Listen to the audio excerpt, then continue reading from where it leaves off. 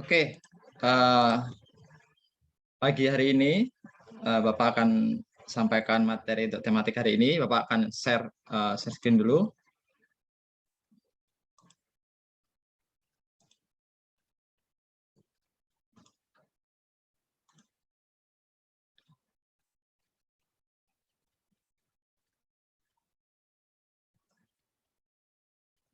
Oke, apakah sudah terlihat? Sudah, Pak. Oke.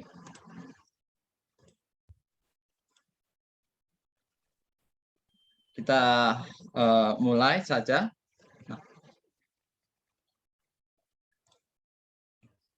Hari ini kita masih di tema 8, Bumiku. Hari ini kita masuk ke subtema 3, tentang bumi, matahari, dan bulan. Hari ini adalah pertemuan terakhir untuk tema 8. Yang akan kita pelajari hari ini, kita akan mengulas kembali, mengingat kembali tentang hak, kewajiban, dan tanggung jawab kita dalam kehidupan sehari-hari. Lalu yang kedua, kita akan mengenal tentang peristiwa gerhana. Di pertemuan sebelumnya, kita telah belajar tentang gerhana bulan. Nah, hari ini kita akan belajar tentang gerhana matahari. Bagaimana gerhana matahari itu terjadi? Lalu yang ketiga, kita akan melihat pengaruh dari kondisi geografis terhadap perekonomian suatu daerah. Nah, supaya lebih jelas, kita akan langsung saja. Oke, masih ingatkah kalian apa itu hak? Coba, siapa yang masih ingat apa itu hak? Boleh langsung dinyalakan mikrofonnya. Silakan, nggak usah takut. Apa itu hak?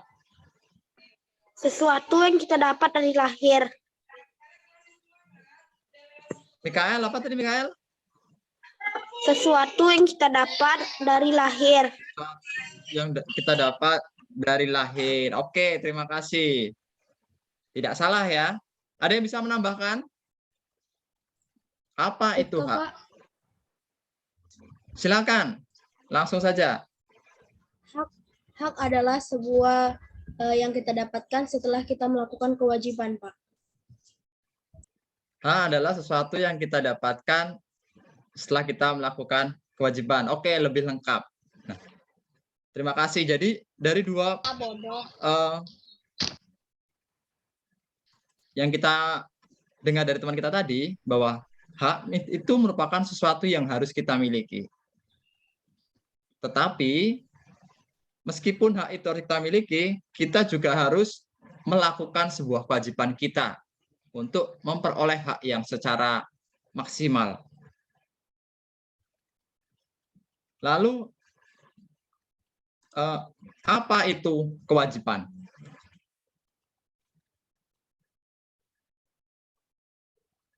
Ya, Bapak mendengar dari kelas 6B nih. Mana suara kelas 6B? Coba, apa itu kewajiban?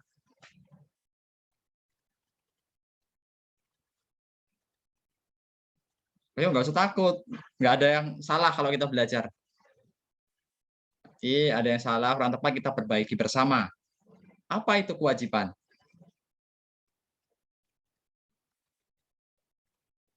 Silakan sebutkan namanya, dari kelas mana, langsung saja. Apa itu kewajiban? Saya, Pak. Oh, kelas 6A lagi. Sandar, apa Sandar? Kewajiban adalah sebuah hal yang harus kita lakukan sebagai tanggung jawab kita. Oke, sebuah hal yang harus kita lakukan sebagai tanggung jawab. Oke, luar biasa ya. Sebuah hal, atau lebih tepatnya adalah sebuah tindakan yang kita lakukan untuk memperoleh sesuatu, memperoleh hak kita dengan penuh tanggung jawab. Jadi, langkah kita untuk mendapatkan sebuah hak itu adalah dengan melakukan sebuah kewajiban. Lalu, apa itu tanggung jawab? Ada hak, ada kewajiban, dan tanggung jawab. Apa itu tanggung jawab?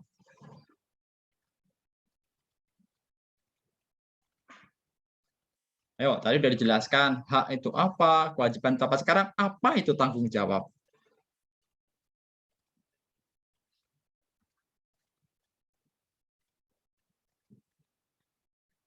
Ayo, ada yang bisa bantu?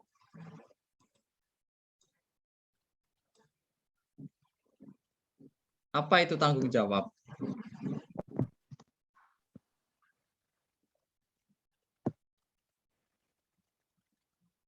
Coba Bapak mau dengar suaranya Kakak nih. Coba Kak, apa menurutmu Kak? Tanggung jawab Kak?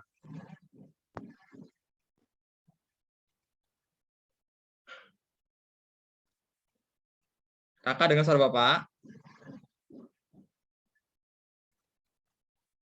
Dengar, Pak. Sylvia, apa Kakak? Coba Kakak, menurutmu apa tanggung jawab Kakak?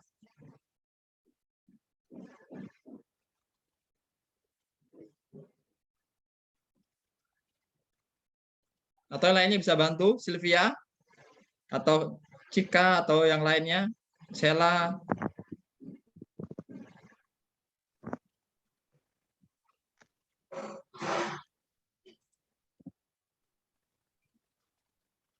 Nah, oke. Jadi kita bahas bersama saja. Tanggung jawab itu merupakan sesuatu yang kita lakukan tanpa adanya sebuah paksaan. Sama halnya ketika kalian mengerjakan tugas. Kalau ketika kalian mengerjakan tugas tanpa paksaan, berarti kalian sudah melaksanakan dengan penuh tanggung jawab. Tetapi ketika kalian sudah mengerjakan, tetapi hanya karena paksaan, berarti belum dikatakan sebuah tanggung jawab. Nah, ini beberapa hal yang sudah kita bahas. Hak dan kewajiban menjaga kelestarian lingkungan. Nah, kelestarian lingkungan, kebersihan lingkungan itu menjadi tanggung jawab setiap warga negara untuk menciptakan lingkungan yang bersih dan sehat.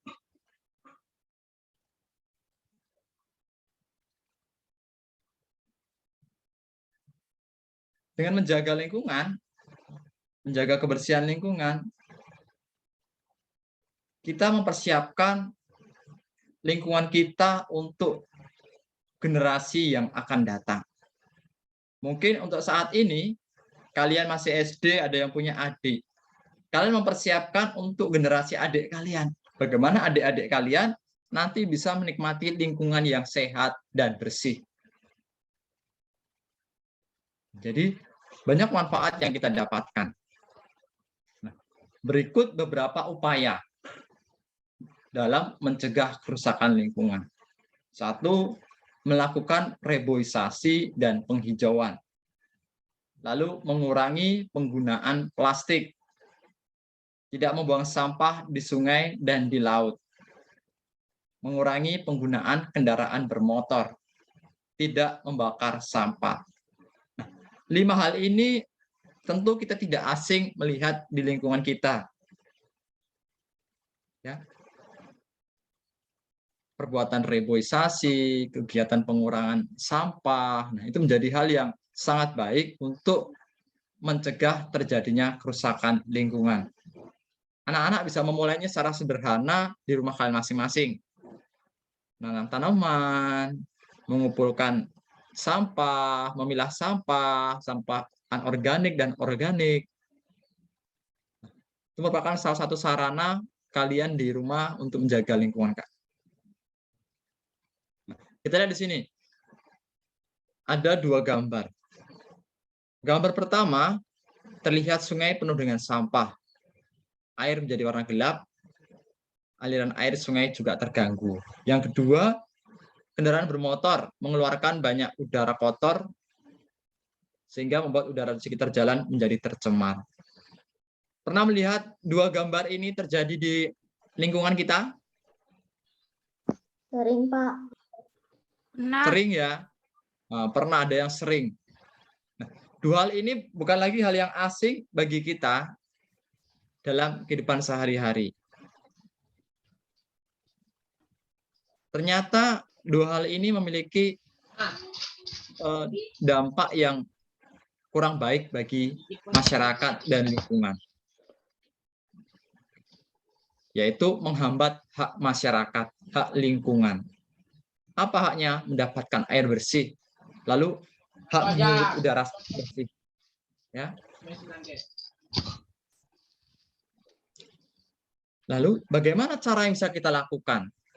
Untuk gambar yang pertama, kita bisa dengan cara tidak membuang sampah di sungai. Sampah kita kumpulkan, lalu nanti dibuang di TPA. Atau ketika ada sampah yang bisa diolah kembali, diolah kembali. Lalu yang kedua, membersihkan sampah di sungai. Mungkin ada rumahnya yang jauh dengan sungai. Jadi kalian bisa memulainya dengan membersihkan selokan di depan rumah. Lalu, cara yang bisa kita lakukan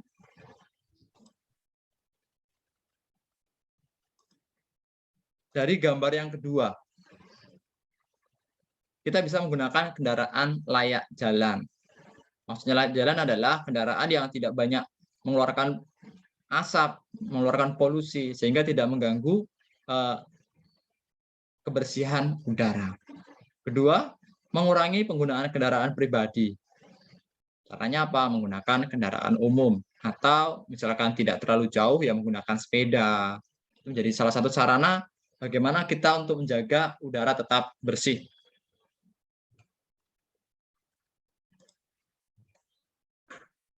Nah, peran menjaga kelestarian alam berdasarkan mata pencaharian.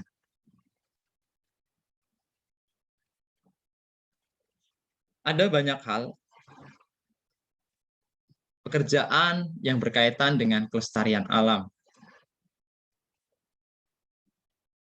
Contohnya ada petugas kebersihan, ada pertambangan, itu berkaitan dengan kelestarian alam. Nah, berikut adalah peran menjaga kelestarian alam berdasarkan mata pencarian. 1. Menjaga kebersihan. Kedua, merapikan kembali perlengkapan dan peralatan kerja. 3. Merawat peralatan bekerja secara rutin. Lalu yang keempat, mengurangi penggunaan bahan kertas dan plastik. Nah, di dunia kerja pasti menghasilkan sampah. Meskipun di dunia pendidikan pasti ada yang namanya sampah. Baik itu sampah dari sisa makanan, lalu sampah dari sisa alat pekerjaan. Tentu 4 cara ini bisa kita lakukan untuk menjaga kelestarian alam di dunia pekerjaan. Kalau anak-anak sebagai seorang pelajar, berarti perannya bagaimana menjaga kelestarian? 1, ke sekolah tidak membawa makanan yang berbungkus plastik. Lalu yang kedua, membuang hasil sisa runcing dari pensil di tempat sampah. Lalu menghabiskan bekal, itu juga mengurangi sampah. Nah, kita lihat di sini ada kegiatan masyarakat untuk mewujudkan kelestarian alam dan lingkungan dengan cara menanam. Nah, ini memiliki banyak manfaat. Coba kira-kira manfaatnya apa? Kegiatan berikut bagi daerah pesisir, terutama contohnya daerah kita, Bengkulu. Kira-kira apa manfaatnya? Apa manfaat dari kegiatan tersebut?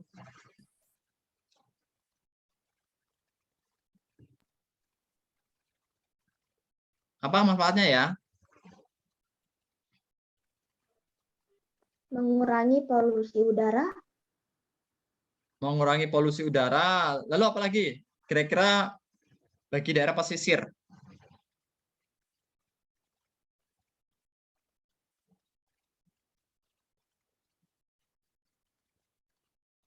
Mengurangi pengikisan tanah, ya. Itu contoh tindakan untuk menjaga kelestarian alam. masih banyak lain yang bisa kita lakukan. Hak dan kewajiban dalam berkelompok. Tentunya kelestarian alam, keindahan alam itu tidak bisa kita lakukan secara mandiri. Kita lakukan sendiri-sendiri, tetapi kita perlu bekerja sama dengan orang lain. Nah, di situ kita bisa saling bekerja sama, kerja bakti, gotong royong untuk menciptakan lingkungan yang bersih, sehat. Apa kewajiban kelompok dalam kelestarian? Kewajiban kelompok dalam masyarakat. Ada beberapa kewajiban. Yang pertama, kelompok harus memiliki yang namanya sikap menghargai pendapat. Yang kedua, menghormati hasil keputusan musyawarah. Menyelesaikan tugas dengan tepat waktu. Kenapa 3 hal ini penting? Ketika kita ingin menciptakan lingkungan yang bersih, sehat, kita perlu bekerja sama.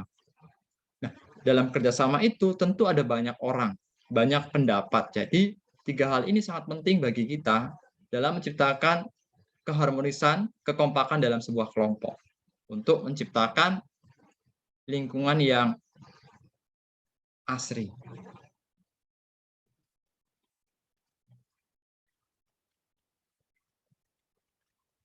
Ketika kelompok sudah mau berjalan dengan baik, tentu sebuah pekerjaan akan cepat selesai dan menciptakan kolaborasi kerjasama yang nyaman dalam sebuah kelompok. Nah, itu tadi penjelasan singkat tentang tanggung jawab dan kewajiban kita sebagai warga masyarakat, baik itu secara kelompok, baik itu secara pribadi dalam menciptakan lingkungan yang bersih, sehat, dan nyaman. Nah, berikutnya, masih ingatkah kalian apa itu gerhana bulan? Ada yang masih ingat nggak apa itu gerhana bulan?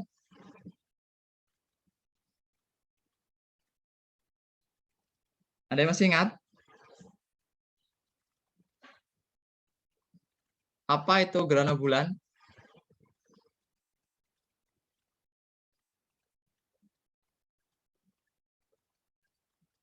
Coba, Cika, kira-kira apa Cika gerhana bulan Cika?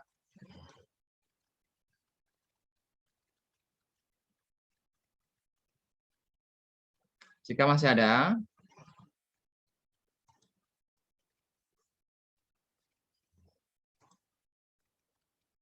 Atau coba Ripka, apa menurutmu Ripka gerhana bulan Ripka yang sudah kita pelajari waktu itu?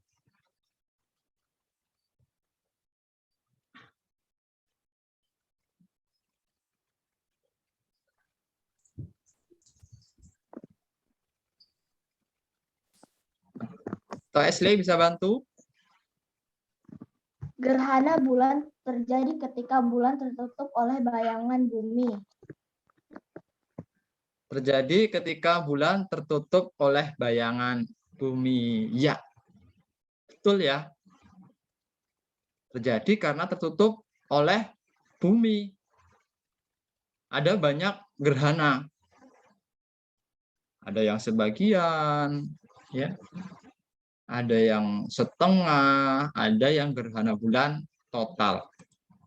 Nah, hari ini kita akan mengenal gerhana matahari. Nah, kira-kira kalau tadi gerhana bulan itu tertutup, bulan terhalang oleh bumi. Kalau gerhana matahari berarti apa? Terhalang bulan. Terhalang oleh Bulan. Oke, bulan, betul. Ya. Jadi gerhana bulan, gerhana matahari itu terjadi ketika bumi dihalangi oleh bulan. Kira-kira gerhana matahari itu bisa dialami seluruh dunia secara bersamaan atau tidak?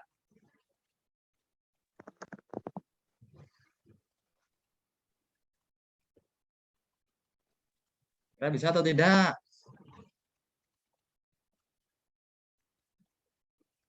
Nah, kita akan lihat.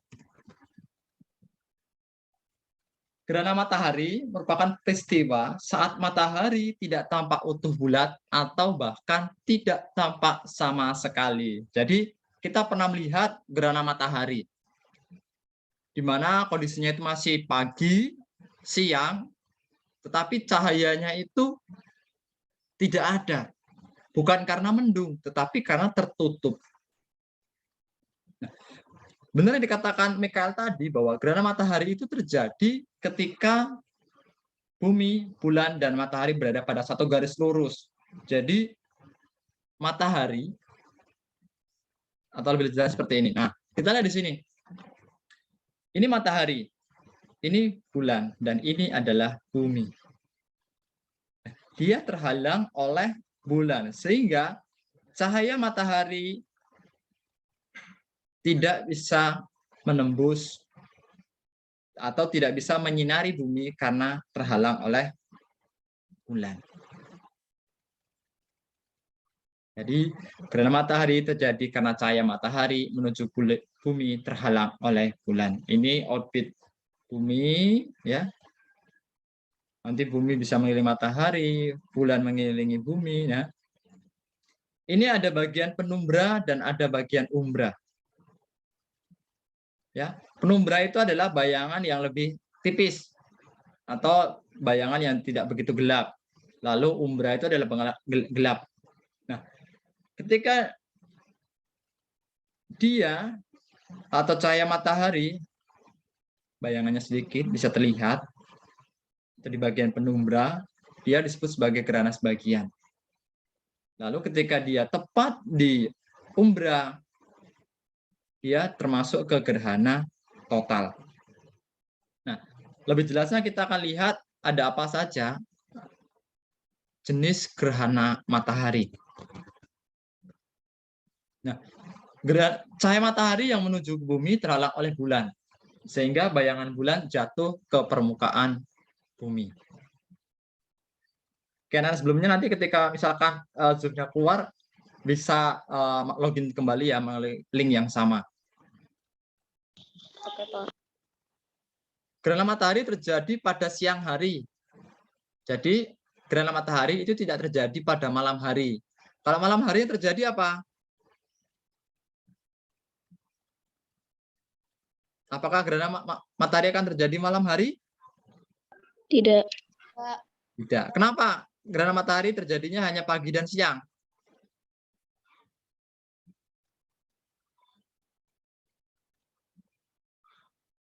Kenapa? Karena malam hari yang terlihat adalah bulan.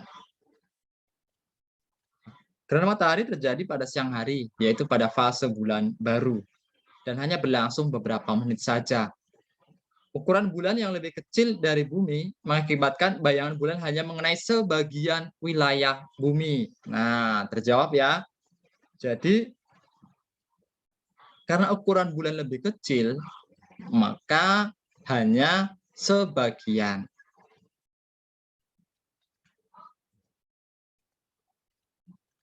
Nah, oleh karena itu, gerhana matahari tidak terjadi di seluruh tempat di bumi. Jadi, gerhana matahari total itu atau gerhana matahari itu tidak bisa di seluruh bumi, tetapi sebagian karena ukuran bulan yang lebih kecil. Berdasarkan letak posisi bayangan yang dihasilkan oleh posisi bulan, ada 3 jenis gerhana matahari. Yang pertama adalah gerhana matahari total, terjadi pada daerah umbra. Gerhana matahari total selalu diawali dan diakhiri oleh gerhana matahari sebagian. Sama halnya kalau kalian memberikan cahaya ke bola atau kan menyinari bola itu dari ujung ke ujung otomatis ada sebagian terlihat terus penuhnya tidak terlihat. Nah, begitu juga gerhana matahari. Dia diawali dan diakhiri dengan gerhana matahari sebagian. Nah, Gambarnya seperti ini. Bumi itu arahnya ke sana, berlawanan dengan arah jarum jam. Matahari dari sini. Nah, sinar datang ke sini diawali dengan gerhana sebagian. Ya. Sebagian, lalu masuk ke gerhana matahari total, lalu diakhiri lagi dengan gerhana matahari sebagian lagi. Nah, ini posisinya di sini. Ini di sini adalah gerhana matahari total, di mana pada posisi umbra. Lalu yang kedua ada gerhana matahari cincin. Terjadi pada daerah penumbra. Posisi bulan berada pada titik terjauh dari matahari. Di bagian penumbra ya. Pada bagian penumbra akan terjadi gerhana matahari cincin. Jadi luarnya itu bercahaya, tengah-tengahnya itu gelap. Lalu yang ketiga ada gerhana matahari sebagian. Terjadi pada saat bumi berada pada bayangan kabur penumbra atau penumbra bulan. Gerhana matahari sebagian berlangsung lebih lama daripada gerhana matahari total. Tadi dikatakan bahwa gerhana matahari total itu hanya beberapa waktu saja, hitungan menit saja, tidak sangat lama. Tapi ketika sebagian, dia bisa lebih lama. Nah, kita lihat di sini gambarnya. Nah, ini cahaya matahari. Bagian di sini, ini tidak begitu mendapat cahaya. Cahayanya gelap atau kita lihat dengan gerhana matahari sebagian. Ya, di sini full terdapat cahaya. Jadi ini cahayanya keluar penuh. Nah, yang di sini tertutup oleh bulan. Jadi terjadi gerhana bulan sebagian. Oke, itu 3 jenis gerhana. Nah, kita akan membandingkan proses terjadinya gerhana bulan dan gerhana matahari.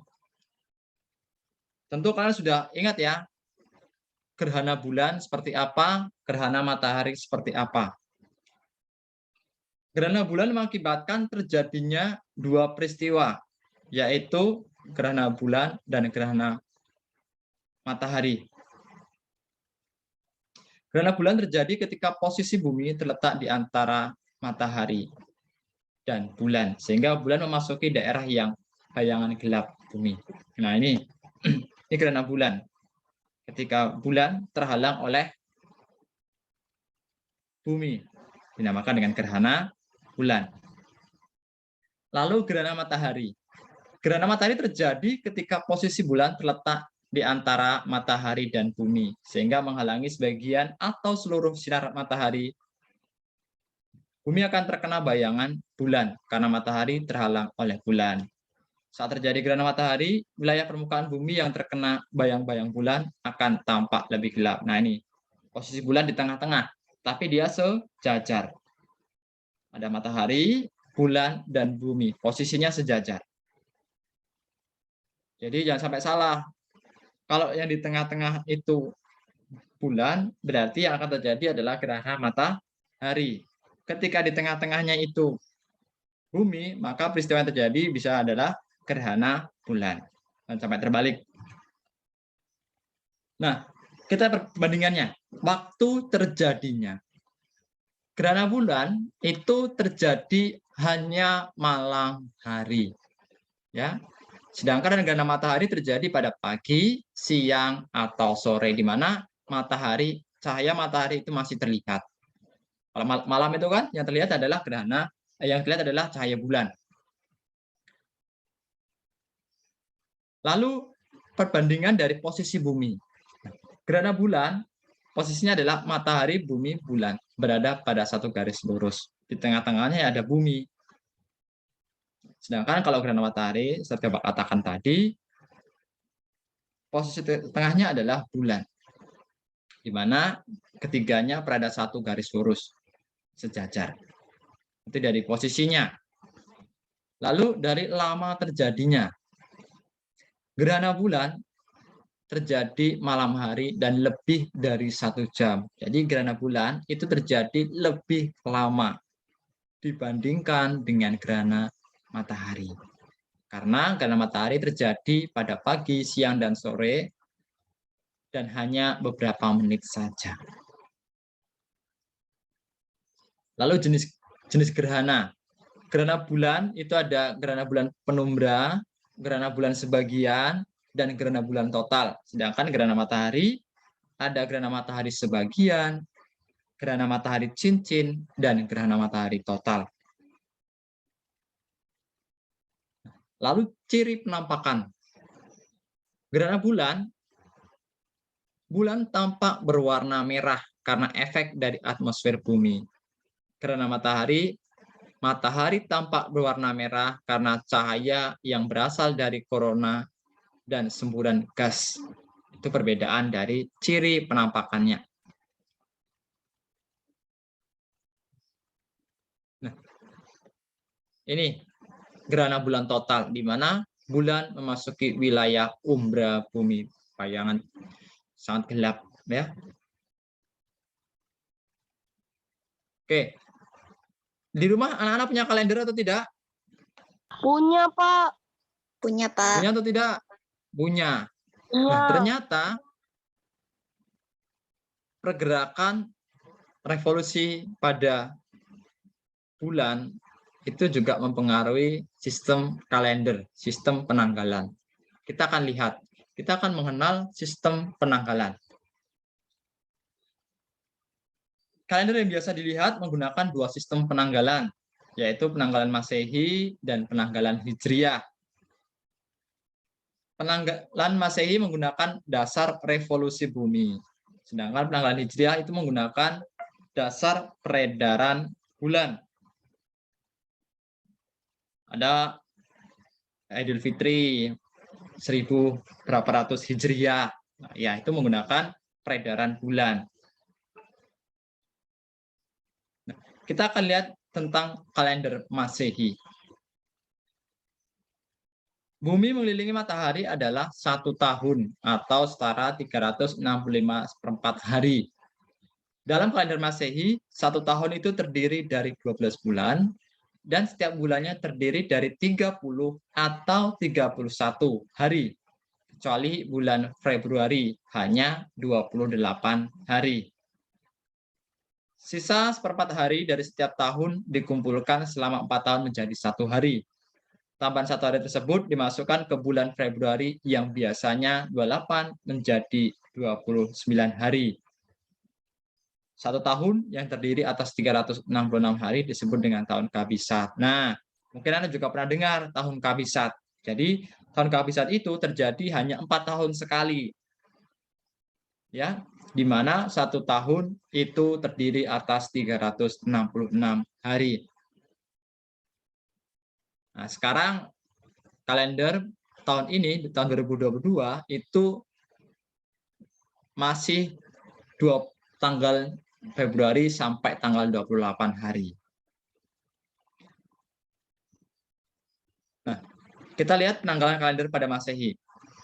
Januari itu jumlah harinya 31, Februari itu bisa 28 atau 29 hari, Maret itu 31, April itu 30, Mei itu 31, Juni 30, Juli 31, Agustus 31, September 30, Oktober 31, November 30, Desember 31. Jadi hampir semuanya itu 30 dan juga 31. Hanya pada Februari yang berbeda, yaitu 28 hari atau 29 hari. Jadi kalau kalian bulan Juli ada berapa hari? Sampai bilang 28 atau 9 pasti salah. Ya. Karena bulan Juli adalah 31 hari.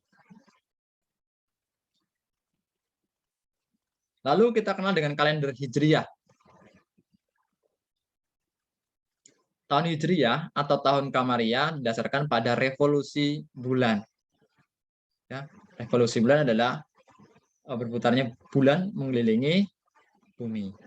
Bulan mengelilingi bumi dalam 1 bulan selama 29,5 hari. Dalam 1 tahun ada 12 bulan, maka jumlah hari dalam 1 tahun Hijriah adalah 354 hari. Bulan mengelilingi bumi dalam 1 bulan selama 29/4 hari. Nah, jadi jangan sampai salah. Kalau misalkan ditanya, kalender Hijrah itu ada berapa hari? Jadi kalau kalender Hijriah itu ada 354 hari. Sedangkan kalender Masehi itu ada 365/4 hari. Atau 366 hari. Jadi berbeda. Ketika ada soal harus tahu, jangan sampai salah. Nah, itu mengenai gerhana matahari, gerhana bulan, dan proses peredarannya serta kalender. Apakah ada pertanyaan? Tidak, Pak. Kalau tidak ada, kita lanjutkan untuk poin berikutnya. Nah, apa pengaruh kondisi geografis? Kondisi geografis terhadap perekonomian. Ada yang bisa membantu Bapak? Atau kondisi alam terhadap perekonomian? Kira-kira apa pengaruhnya?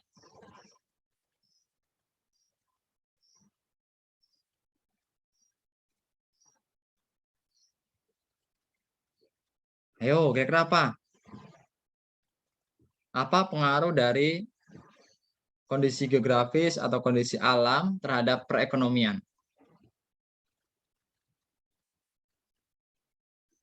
Ada yang pernah ke Kepayang atau Curug? Pernah, Pak. Hanya Juan yang pernah, lainnya pernah nggak? Pernah. Pernah, Pak. Pernah. Ada yang pernah ke Bengkulu Utara? Pernah, Pak. Ada yang pernah ke Bengkulu Utara? Di Bengkulu Pernah. Utara banyak tanaman apa? Pernah.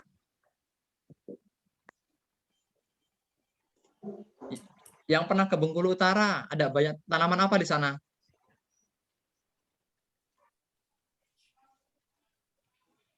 Ayo. Kalau di Curup atau Kepayang banyak tanaman apa? Tanaman karet. Di mana nih, Jos? Joselin? Di utara atau di Curup? Kalau di Curug biasanya saya banyak lihat sayur-sayuran, Pak. Nah, di Curup itu lebih banyak sayur-sayuran atau buah-buahan.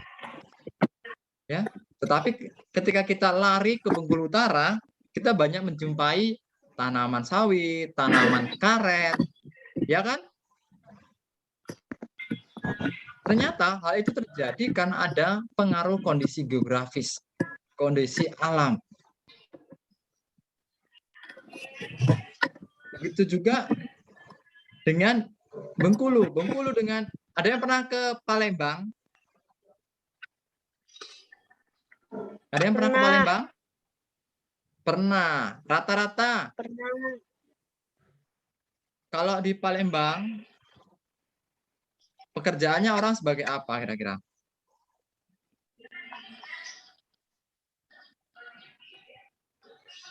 Apa orang Palembang?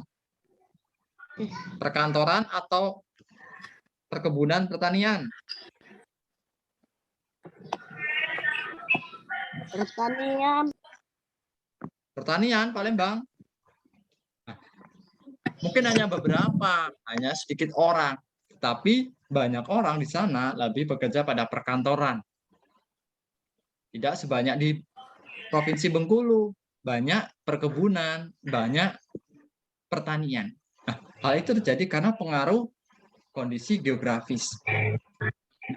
Kita akan lihat pengaruh kondisi geografis terhadap ekonomi masyarakat. Kondisi geografis suatu negara dapat mempengaruhi kehidupan ekonomi masyarakat di sekitarnya. Contohnya Indonesia. Ya. Indonesia merupakan tempat yang strategis, tempat yang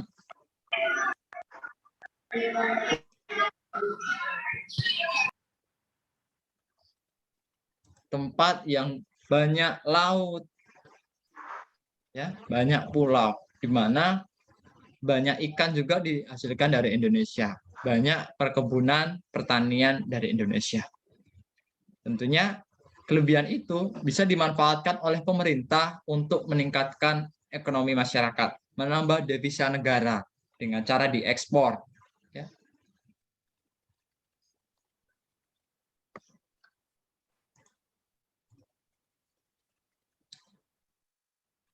Masyarakat yang tinggal di wilayah pantai sebagai sumber mata pencarian, selain sebagai nelayan, penduduk di sekitar pantai juga memanfaatkan pantai sebagai mata pencarian lain, seperti jasa wisata, penjaga pantai, dan pedagang makanan.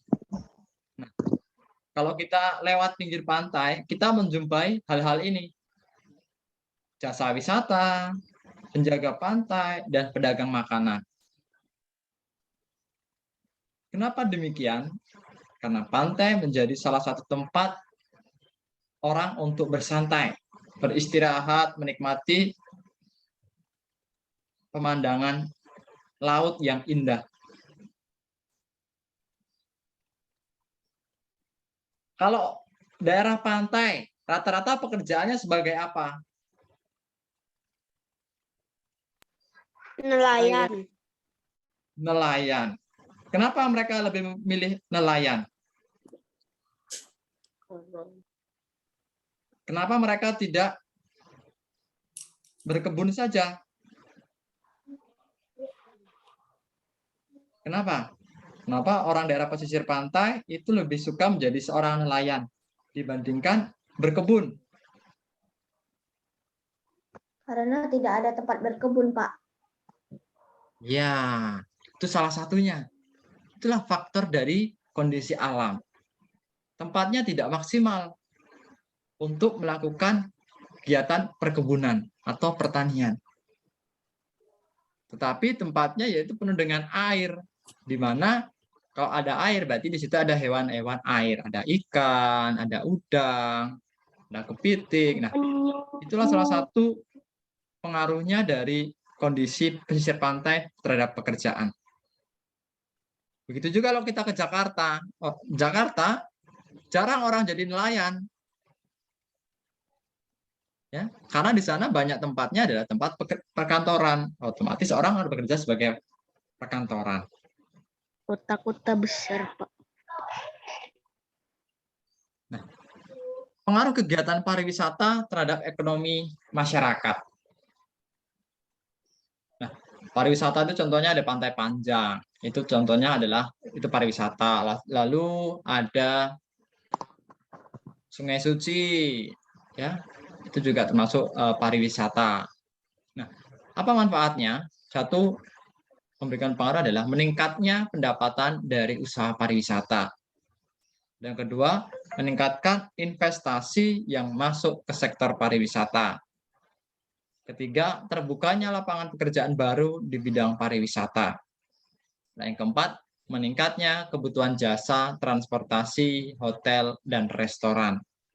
Lalu yang kelima, terserapnya tenaga kerja untuk pembangunan hotel dan restoran. Nah, banyak nggak hotel di daerah pantai? Banyak tidak? Jarang, Pak. Jarang. Jarang, Pak. Coba kalau kalian lewat Pantai Panjang itu, coba dari ujung Pantai Pasir Putih sampai ke depan BIM, ada berapa hotel di sana? Satu lagi. Apakahnya satu? Hampir 4 hotel berjejer di sana. Ya, ada banyak hotel di sana yang sering digunakan oleh masyarakat untuk disewakan. Lalu kalau kalian lewat pesisir pantai, ada restoran tidak di sana? Ada, Pak. Banyak. Banyak, Pak. Nah, banyak sekali. Nah, itulah pengaruh kegiatan pariwisata terhadap ekonomi.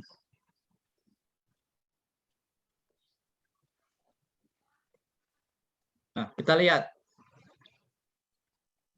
Ikan-ikan. Ini di daerah Raja Ampat. Pesona bawah laut. Nah, ketika kalian melakukan snorkeling, itu biasanya dipandu atau sendiri. Dipandu. Ada yang pernah snorkeling? Saya Ada yang pernah? snorkeling, Pak. Belum pernah? Pernah lihat Di acara Pulau snorkeling di TV? Tikus, Pak. Saya pernah di Pulau Tikus. Oke, di Pulau Tikus. Ada yang mandu atau tidak? Atau pergi sendiri? Ada pemandu, Pak. Ada pemandu. Nah, ternyata hal seperti itu juga menjadi salah satu pengaruh, menjadi sumber mata pencarian. Ya, apa-apa? Pemandu wisata. Pemandu wisata tidak hanya di daerah pantai. Ketika kalian ke kebun binatang, itu juga ada pemandu wisata. Orang yang menjelaskan. Jadi, itu berpengaruh pada pekerjaan masyarakat.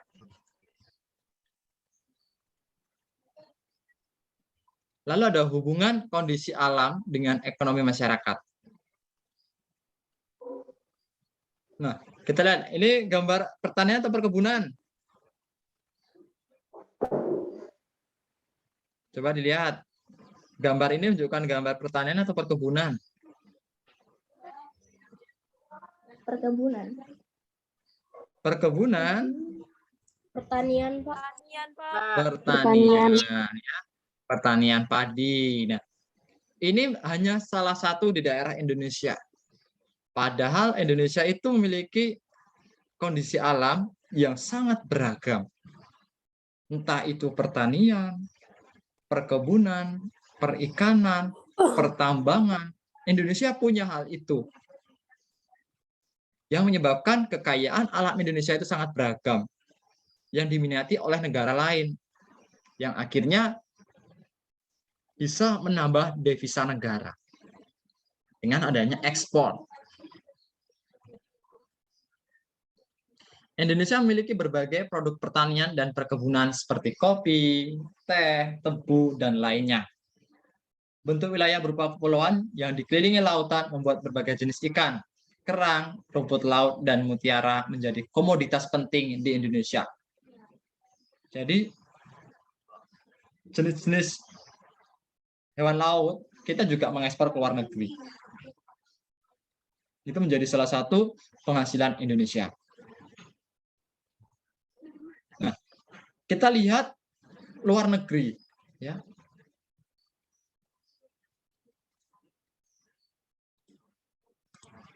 Di sini ada, Bapak akan menunjukkan hanya 2 negara, ada Laos dan Filipina.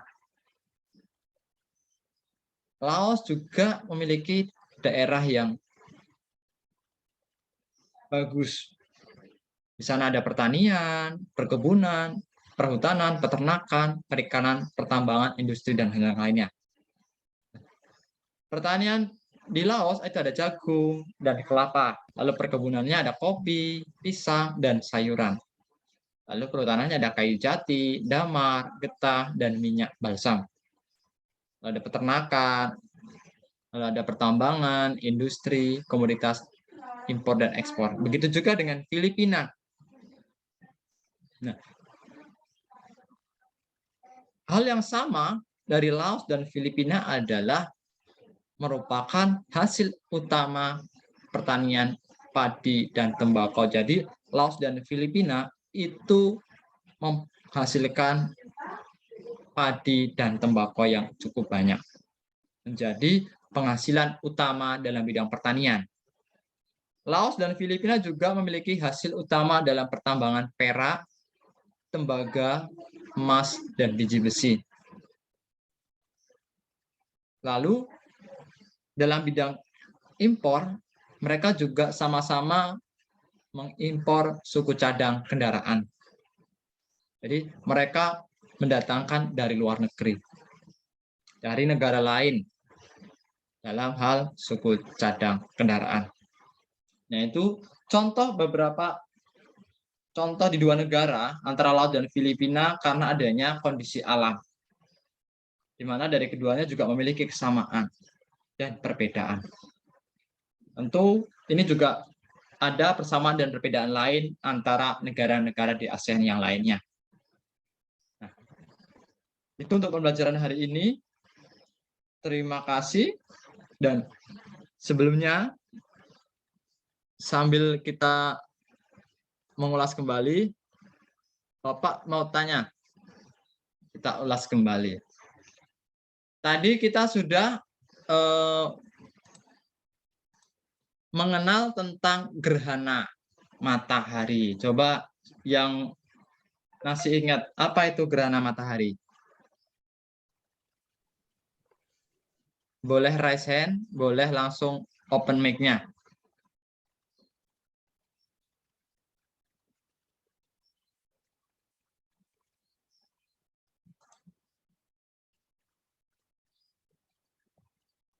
Ayo, apa itu gerhana matahari?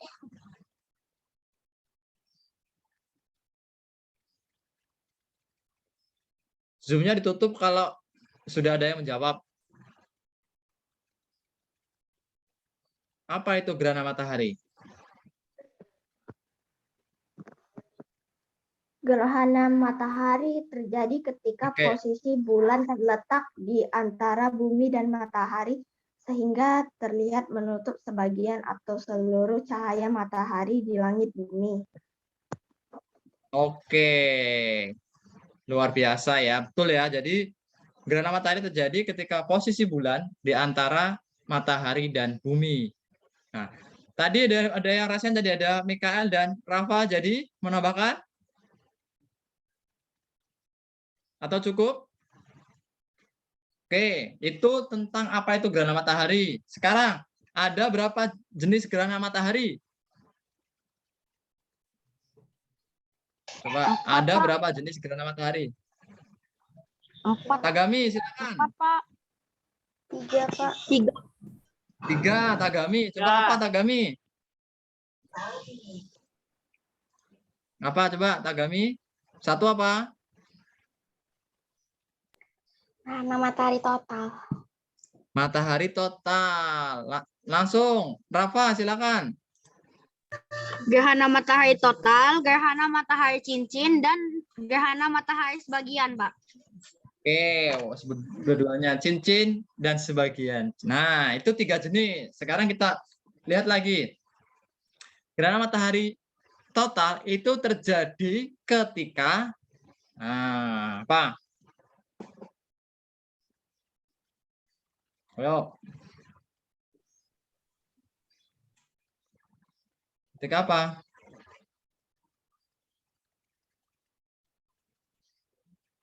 Di bagian umbra atau penumbra bumi.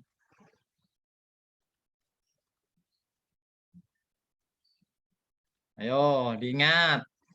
Di umbra atau penumbra bumi. Umbra, Pak. Umbra, ya betul sekali ya. Umbra. Kalau sebagian dan cincin itu di bagian penumbra.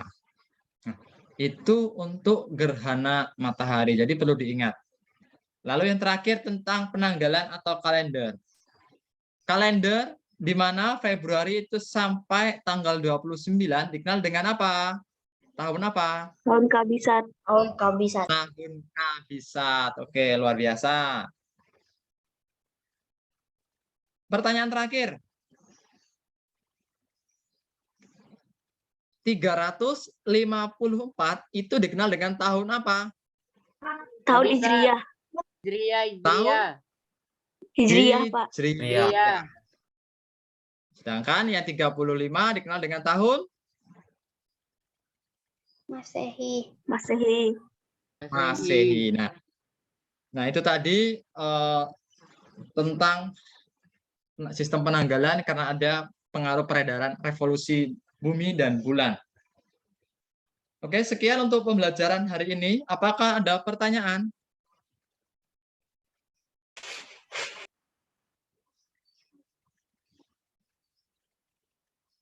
Jika tidak ada, menginformasikan, besok kita akan melaksanakan penilaian harian untuk tema 8. Silakan dipersiapkan dengan baik. Soalnya sama, jumlahnya 50, pilihan ganda, dan secara online.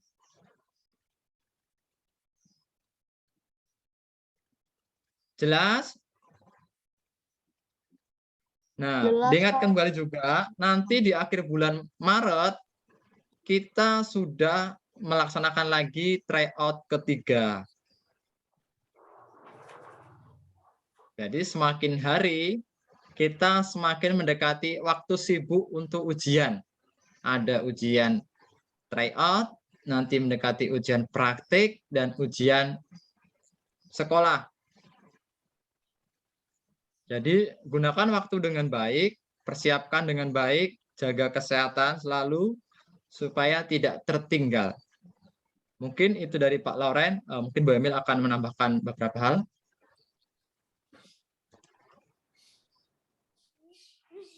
Cukup aja, Pak. Sudah Untuk yang- jelas itu. Untuk PJBL akan tambahkan sekalian, Bu. Di hari Senin aja, Pak, sekaligus. Oke. Hmm. Oke, Biar begitu nggak- anak-anak untuk hari biar- ini. Jika tidak ada. Biar fokus untuk besok. Fokus untuk ulangan dulu aja. Nah, oh iya, mengingatkan untuk yang tugas menari silakan jangan lupa dibuat batas sampai Maret ini yang kelas 6B dan 6A, terkhusus untuk 6A yang sudah mengirimkan tidak perlu mengirimkan lagi ya. Ada beberapa pertanyaan, jadi yang sudah mengirimkan tidak perlu mengirimkan kembali. Oke, kita akhiri pembelajaran kita hari ini dengan mohon berkat Tuhan, minta bantuan Ruth untuk bantu berdoa penutup. Ya, Ruth ya. Ya, Pak. Kita dengar dalam doa. Suaranya belum terdengar, Ruth.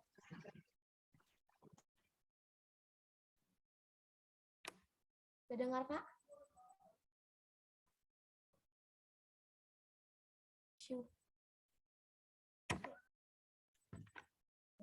Lebih dekat lagi, kurang terdengar. Halo, udah? Ya, Udah, sudah. Mari teman-teman kita bersatu di dalam doa. Dalam nama Bapa dan Putra dan Roh Kudus. Amin.